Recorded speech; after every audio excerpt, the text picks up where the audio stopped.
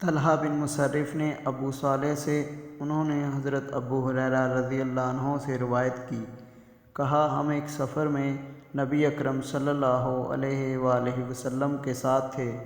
لوگوں کے زاد راہ ختم ہو گئے، حتیٰ کہ آپ صلی اللہ علیہ وآلہ وسلم نے لوگوں کی کچھ سواریاں یعنی اونٹوں کو ذبح کرنے کا ارادہ فرما لیا۔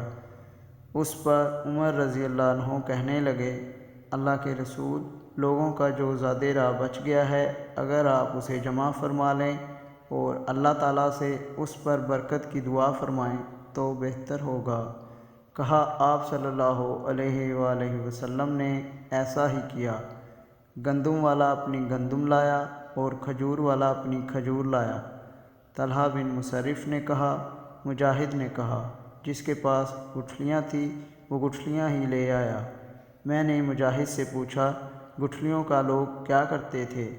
کہا ان کو چوس کر پانی پی لیتے تھے۔ ابو ہریرہ رضی اللہ عنہ نے کہا، اس تھوڑے سے زاد راہ پر آپ صلی اللہ علیہ وآلہ وسلم نے دعا فرمائی تو پھر یہاں تک ہوا کہ لوگوں نے زاد راہ کے اپنے اپنے برتن بھر لیے۔ ابو ہریرہ رضی اللہ عنہ نے کہا، اس وقت آپ صلی اللہ علیہ وآلہ وسلم نے فرمایا، میں گواہی دیتا ہوں کہ اللہ کے سوا کوئی عبادت کے لائق نہیں اور میں اللہ کا رسول ہوں۔ جو بندہ بھی ان دونوں شہادتوں کے ساتھ ان میں شک کیے بغیر اللہ سے ملے گا وہ ضرور جنت میں داخل ہوگا۔ صحیح مسلم حدیث نمبر 138۔